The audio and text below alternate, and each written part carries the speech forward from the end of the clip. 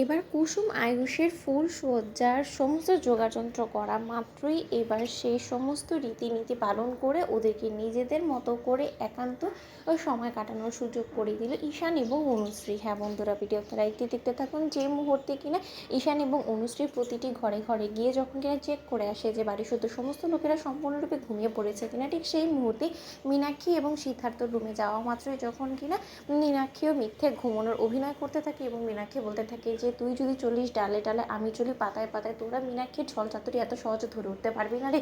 আজ যে তোদের কপালে অশেষ দুঃখ আছে এবং তোরা যে মাকে কিনা ঘুমের ঘরে আছে বলে মনে করছিস না, সেই মাও কিছুক্ষণ পর দেখবি জেগে উঠেছে এবং তার পরবর্তীতে তোদের কপালে যে কত দুঃখ নাচ্ছে সেটা আর আমি তোদেরকে বলে বোঝানোর আমার মনে হয় না কোনো প্রয়োজন আছে। ঠিক সেই মুহূর্তে অবশেষে যখন কিনা ফুল সজ্জার জন্য কুসুমকে নিজ হাতে সাজায় দীপালি, ঠিক সেই সময় দীপালি কাঁদতে থাকে এবং বলতে থাকে যে কোনোদিনও হয়তো বা কল্পনা করিনি যে গাঙ্গুলি বাড়ির বড় বউকে এরকম সমস্ত লোকেদের নজর এড়িয়ে লুকিয়ে লুকিয়ে গাঙ্গুলি হাউসে নিয়ে যেতে হবে, তাও আবার ওর ফুলসজ্জার জন্য ওর স্বামীর সঙ্গে ওর নিজের বরের সঙ্গেও কিছুটা একান্ত সময় কাটাবে। সেটারও সৌভাগ্য হলো তো হলো তোর, শুধুমাত্র এরকম লুকোচুরি করে এবং ভোরবেলায় তোকে সেখান থেকে বেরিয়ে পড়তে হবে। এরকম লুকোচুরি কতদিনই বা চলবে বলতো কুসুম?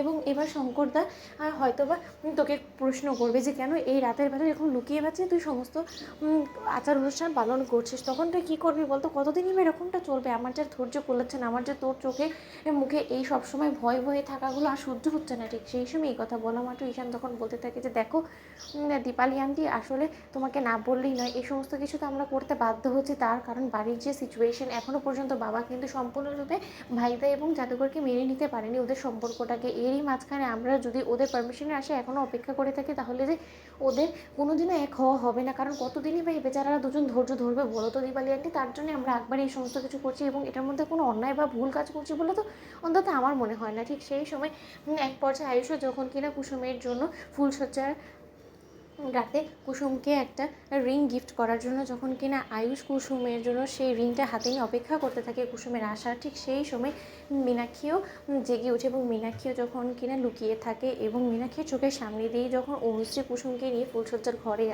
চলে আসে এবং বলতে থাকে যে নাও ভাইদা, এবার সমস্ত ফুলসজ্জার রীতিনীতি আমরা পালন করে ফেলি, তার পরবর্তীতে আমরা বিন্দুমাত্র তোমাদেরকে ডিস্টার্ব করবো না, তার কারণ তোমাদের হাতে এমনিতেই সময় কম আর আমরা সময় লস করতে চাই না। ঠিক সেই সময় সমস্ত রীতিনীতি পালন করার মাত্রই যখন কিনা এক পর্যায়ে ওরা দরজা লাগিয়ে সেখান থেকে চলে যায়, ঠিক তারপর মুহূর্তে আয়ুষ কুসুমকে জাপটে ধরে তখন বলতে থাকে যে সত্যি কুসুম, আমি কোনোদিনও ভাবিনি যে এরকম দিন আসবে যে গাঙ্গুলি বাড়ি বড় বউকে এরকম লুকিয়ে আসতে হবে, কিন্তু তার সত্ত্বেও এছাড়া যে কোনো উপায় ছিল না। কিন্তু তার আগে তোমার উপহারটা তো তোমাকে দিয়ে নি, যেটা তুমি প্রাপ্য ছিল। ঠিক সেই সময় কুসুমের হাতে সেই রিংটা পরিয়ে দেয় আয়ুষ। তো বন্ধুরা, লাইক এবং শেয়ার করো, সাবস্ক্রাইব করো।